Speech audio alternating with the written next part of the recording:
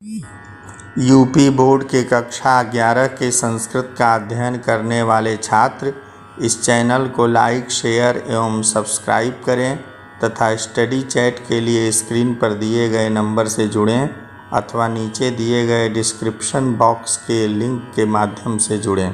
प्रिय विद्यार्थियों, चंद्रापीठ कथा पूर्वार्ध भाग के 7वें अनुच्छेद का पाठ प्रस्तुत है। इस अनुच्छेद में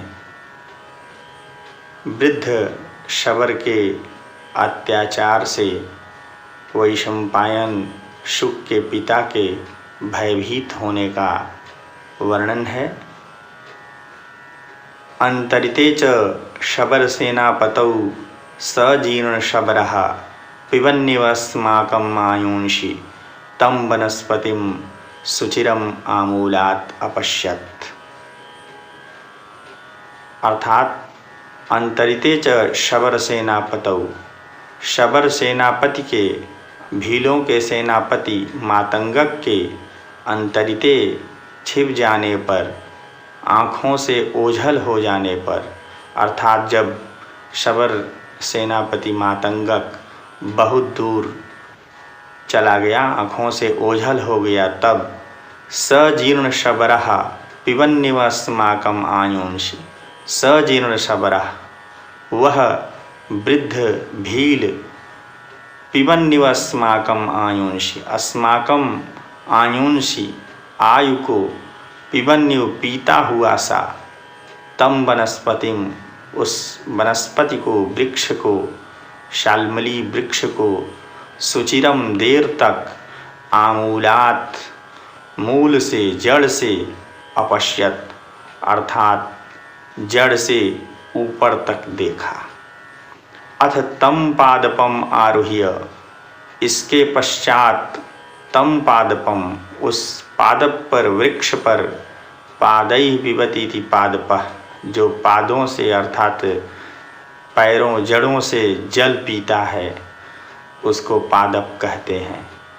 तो अथ तम पादपम आरुह्य, अथ इसके बाद वह वृद्ध शबर उस वृक्ष पर आरुह्य चढ़ करके, शाखांतरेभ्यः कोटरेभ्यश्च, शाखांतरेभ्यः दूसरी शाखाओं से, दूसरी डालियों से, कोटरेभ्यश्च और खोखलों से, कोटरों से, शुक शावकान गृहीत्वा तोतों के शावकों को, बच्चों को, गृहीत्वा पकड़कर, अपगतासूंश्च कृत्वा और उन्हें प्राण रहित करके, उन्हें निष्प्राण करके,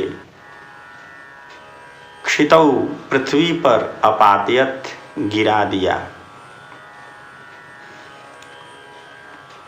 अर्थात उस वृद्ध शबर ने उस सेमल के वृक्ष पर चढ़कर दूसरी डालियों से और खोखलों से शुक के, तोतों के बच्चों को पकड़ करके उनके प्राण ले करके उन्हें पृथ्वी पर गिरा दिया।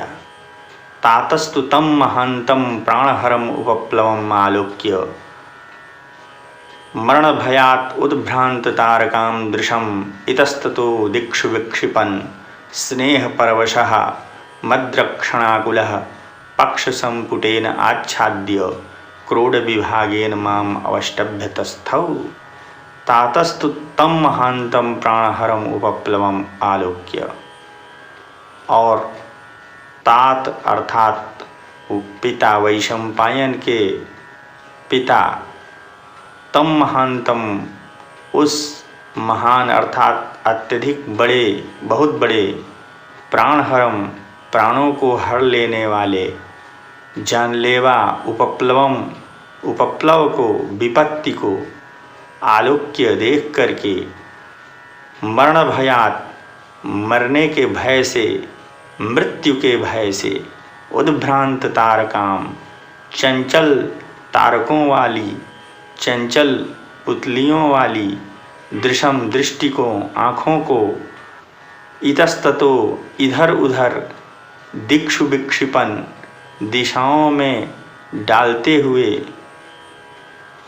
स्नेह परवशः, स्नेह के वशीभूत होकर, प्रेम के अधीन होकर के, प्रेम से विवश होकर, मद्रक्षणाकुलः, मेरी रक्षा के लिए व्याकुल, पक्ष संपुटेन आच्छाद्य, पक्ष के पंखों के संपुट से ढककर, अर्थात पंखों के भीतर ढक करके, क्रोड विभागेन, क्रोड विभाग अर्थात गोद के हिस्से से, माम अवष्टभ्य, मुझे चिपका करके, भाव यह कि गोद में मुझे चिपका करके, तस्थौ, स्थित हो गए, बैठ गए। तो वैशंपायन शुक के पिता ने जब उस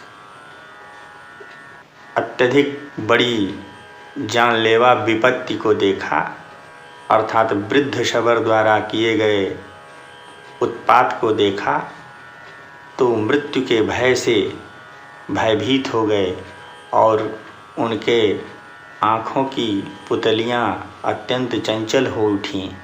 इधर उधर देखने लगे कि कहीं से किसी प्रकार से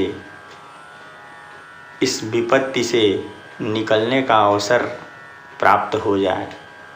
और स्नेह परवशः, उस अपने छोटे से वैशंपायन पुत्र के प्रति स्नेह के कारण, प्रेम के वशीभूत होकर के उसकी रक्षा के लिए व्याकुल हो उठे और कोई उपाय न देख करके अपने पंखों के संपुट से ही, पंखों के भीतर ही उसे ढक करके और अपनी गोद में चिपका करके स्थित हो गए।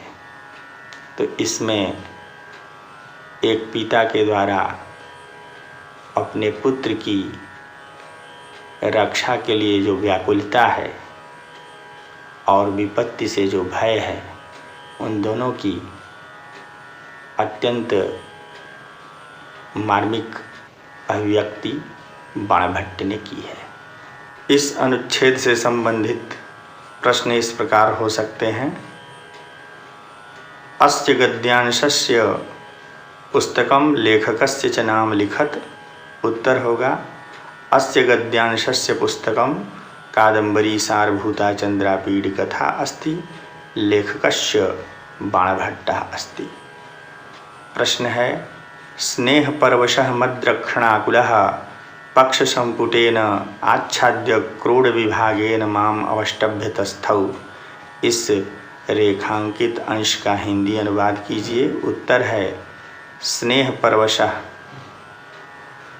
स्नेह के अधीन होकर, पुत्र प्रेम के वशीभूत होकर, मेरी रक्षा से व्याकुल मेरे पिता पक्ष संपुटेन आच्छाद्य, पंखों के संपुट से ढककर, क्रोड विभागेन माम अवष्टभ्य, गोद के हिस्से से मुझे चिपका करके तस्थौ, स्थित हो गए।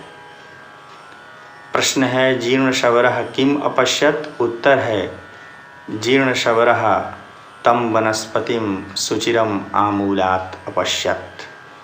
प्रश्न है जीर्ण शबरः कोटरेभ्यः शुकशावकान् गृहीत्वा अपगतासूंश्च कृत्वा कुत्र पातयत्। उत्तर है जीर्ण शबरः कोटरेभ्यः शुकशावकान् गृहीत्वा अपगतासूंश्च कृत्वा क्षितौ अपातयत्।